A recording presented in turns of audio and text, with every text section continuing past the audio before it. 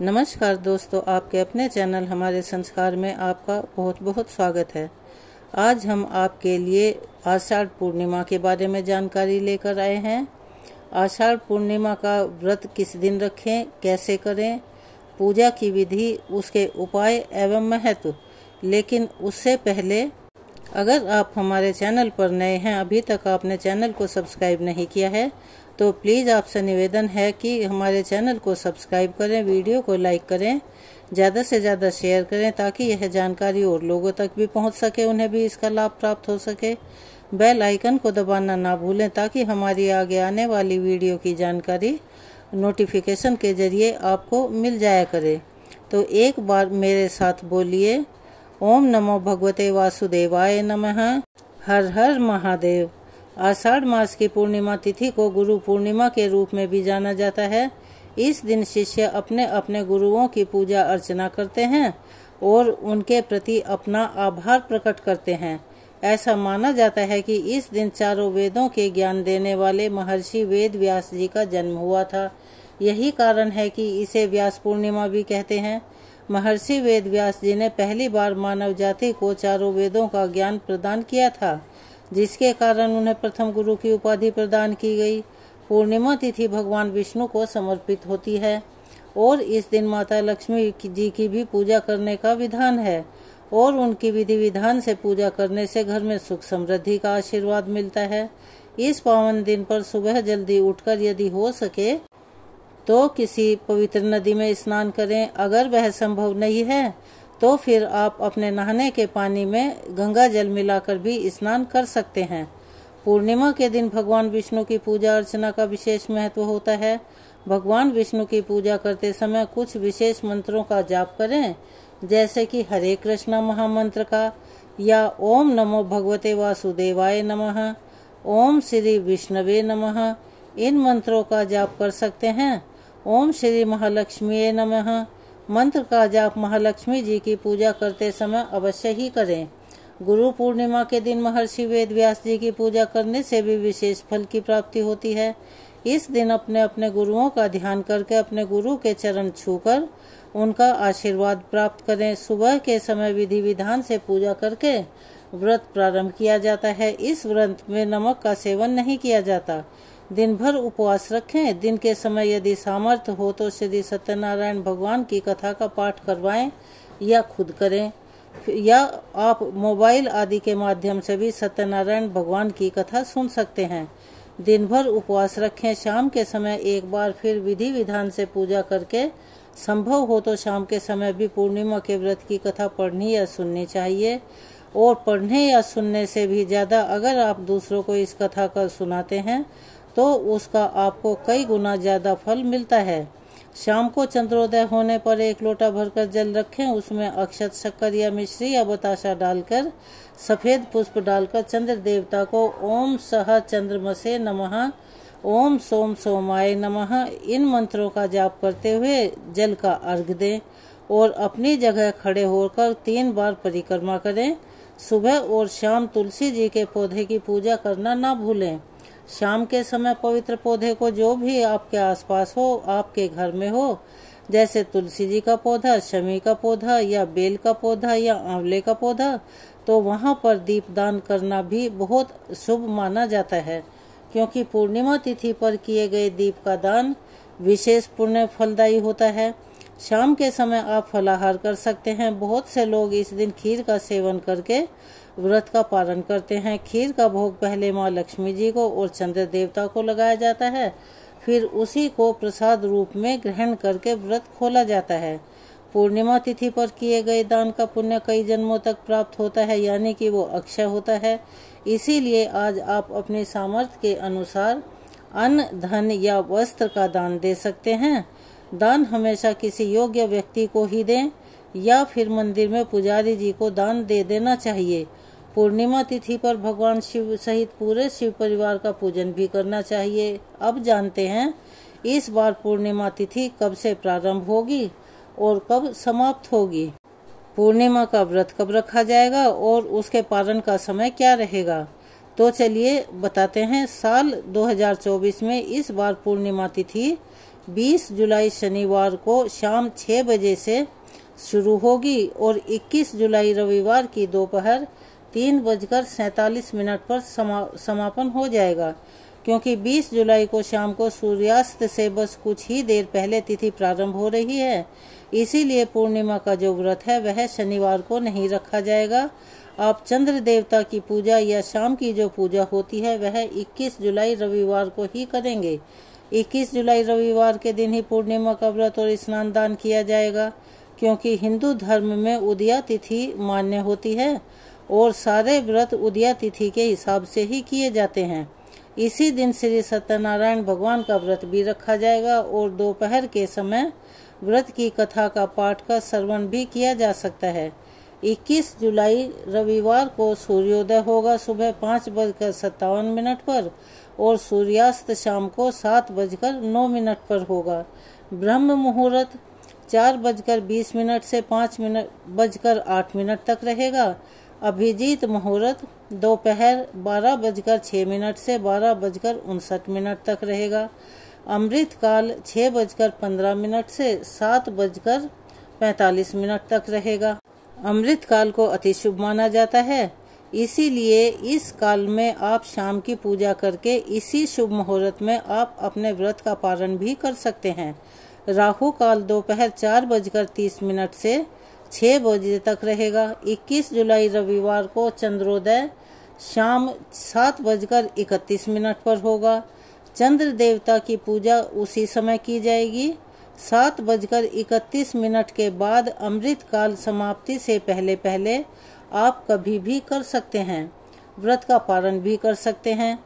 इस दिन कथा सुने बिना व्रत अधूरा माना जाता है। वैसे तो गुरु पूर्णिमा के दिन गुरु और शिष्य से संबंधित कथाओं के साथ ही भगवान विष्णु की कथाएं सुनी जाती हैं। वैसे तो गुरु शिष्य की बहुत सारी कहानियां मिलती हैं। उन्हीं में से एक कहानी के अनुसार एक बार की बात है, किसी कस्बे में एक व्यापारी रहता था। उसके घर में धन और दौलत अपार थी। कस्बे में भी उसका भरपूर सम्मान था। एक दिन व्यापारी के घर कुछ मेहमान आए। उनमें बनारस के करोड़पति माधव राम भी थे। माधव राम के स्वागत सत्कार में व्यापारी का पूरा परिवार मन से लग गया। इतना बड़ा सेठ जो कस्बे में आया था, बहुत से लोग उससे मिलने के लिए आए। रात को करोड़पति सेठ के सम्मान में संगीत का कार्यक्रम भी रखा गया। कस्बे के ही एक मशहूर सितार बजाने वाले को बुलाया गया, जिसका नाम कृपाशंकर था। कृपाशंकर देर तक सितार बजाता रहा, लेकिन करोड़पति सेठ चुप ही बैठा रहा। उसने कोई प्रतिक्रिया नहीं दी। व्यापारी ने समझा शायद इन्हें सितार का सुनना अच्छा ना लगता हो। तभी सेठ ने कृपाशंकर से कहा, भैया कब तक सितार के तार ठीक करते रहोगे, अब बजाओ भी, ये कोई बात हुई। ये सुनकर सभी चौंक गए। कृपाशंकर बोला, सेठ जी मैं तो बहुत देर से सितार बजा रहा हूँ, आप कहाँ ध्यान में मग्न थे। राम राम, इसे सितार बजाना कहते हैं। अरे इससे अच्छा तो बनारस का कुत्ता भी सुर में भौंक लेता है। कभी तुमने बनारस के सिद्धनाथ का सितार सुना है? अगर नहीं सुना तो उसे सुनो और तुम समझ जाओगे। तुम्हें जो तो अभी सितार ढंग से पकड़ना भी नहीं आता, सेठ जी ने कहा। और सेठ जी की बात सुनकर कृपाशंकर को बहुत बुरा लगा, लेकिन वह फिर भी चुप रह गया। अब भला इतने बड़े सेठ से क्या वो मुंहजोरी करता, लेकिन उसने मन ही मन निश्चय कर लिया कि अपने इस अपमान का बदला वह जरूर लेकर रहेगा। जैसे भी बनेगा सिद्धनाथ को नीचा दिखाएगा। दूसरे ही दिन वह बनारस की ओर चल पड़ा। वहां उसने बड़ी मुश्किल से आखिरकार सिद्धनाथ का मकान ढूंढ ही लिया।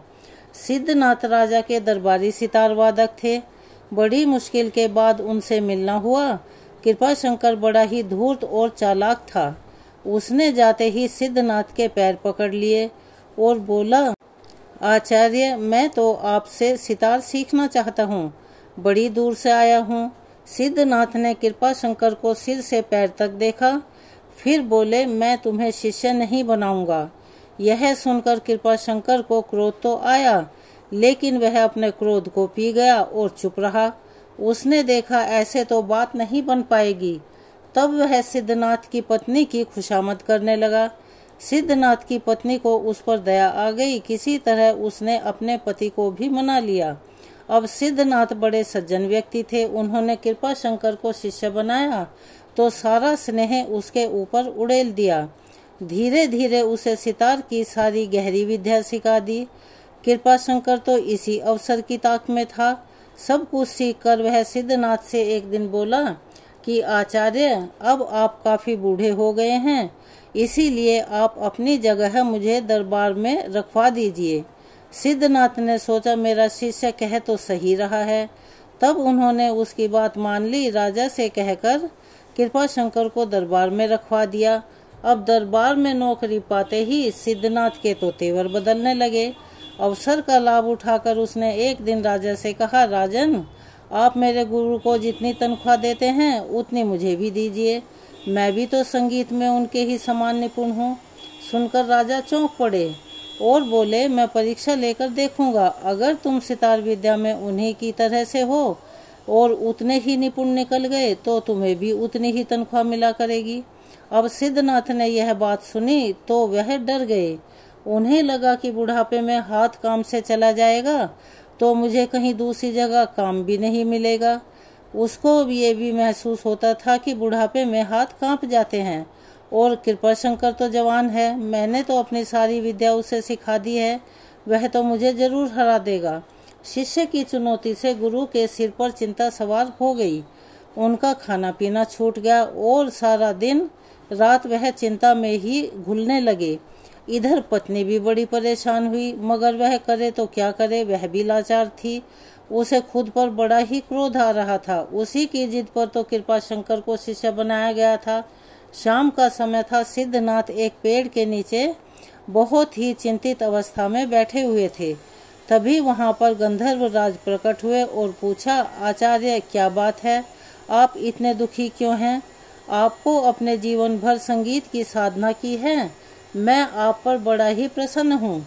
बताइए मैं आपके लिए क्या कर सकता हूँ।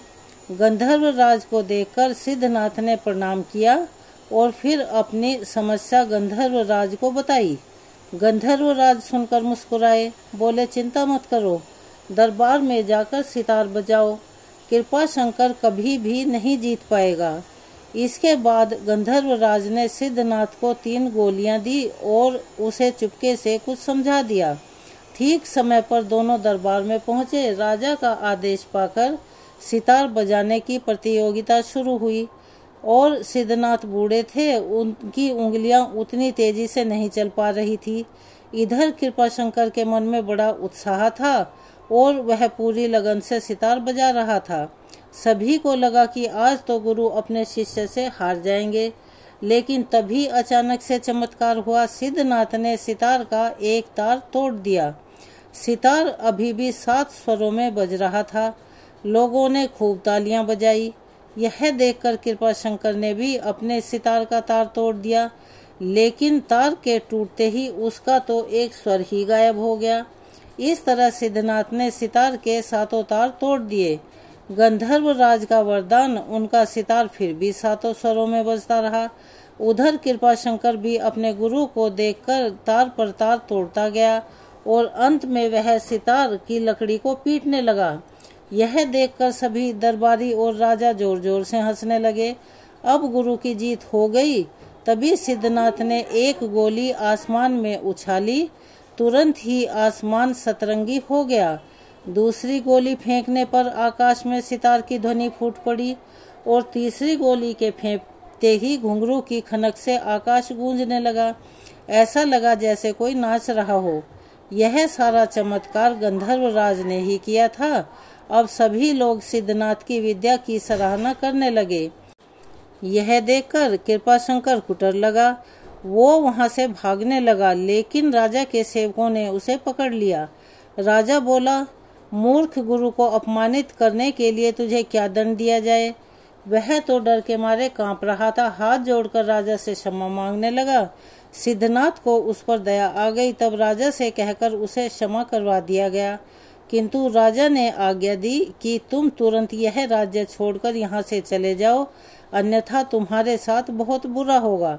कृपा शंकर जाने लगा तो आकाशवाणी हुई, इसने संगीत का अपमान किया है, इसीलिए इसे जो भी इसने अपने गुरु से सीखा है यह अभी इसी क्षण सब कुछ भूल जाएगा। सचमुच इस आकाशवाणी के बाद कृपाशंकर सारी विद्या भूल गया। अब वह जैसा पहले था वैसा ही बनकर अपने कस्बे में वापस लौट आया। इसीलिए कहा जाता है कभी भी अपने गुरु से कोई प्रतिस्पर्धा नहीं लगानी चाहिए।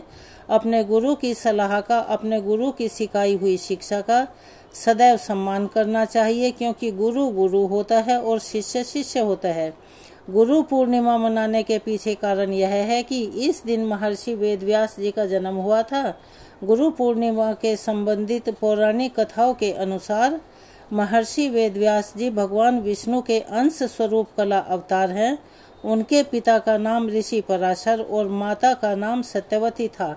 उन्हें बचपन से ही अध्यात्म में बहुत अधिक रुचि थी, इसीलिए उन्होंने अपने माता पिता से प्रभु दर्शन की इच्छा प्रकट की और वन में जाकर तपस्या करने की आज्ञा मांगी।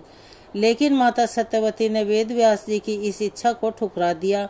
तब वेदव्यास जी के जिद पर माता ने वन जाने की आज्ञा उन्हें दे दी और कहा कि जब घर की याद आए तो तुरंत लौट आना। इसके बाद तो वेदव्यास जी तपस्या करने के लिए वन को चले गए और वन में जाकर उन्होंने कठिन तपस्या की। इस तपस्या के पुण्य प्रताप से और उनकी इस कठिन तपस्या के पुण्य प्रताप से वेदव्यास जी को संस्कृत भाषा में निपुणता हासिल हुई। उसके बाद उन्होंने चारों वेदों का विस्तार किया और फिर महाभारत के 18 महापुराण सहित ब्रह्म सूत्र की रचना की। महर्षि वेदव्यास जी को अमरता का वरदान प्राप्त है, इसीलिए आज भी कहा जाता है कि महर्षि वेदव्यास जी किसी न किसी रूप में हमारे बीच उपस्थित हैं। वेदव्यास जी को हम श्री कृष्ण द्वैपायन के नाम से भी जानते हैं, इसीलिए हिंदू धर्म में वेदव्यास जी को भगवान के रूप में पूजा जाता है। इस दिन वेदव्यास जी का जन्म होने के कारण आषाढ़ पूर्णिमा को व्यास पूर्णिमा के नाम से भी जानते हैं।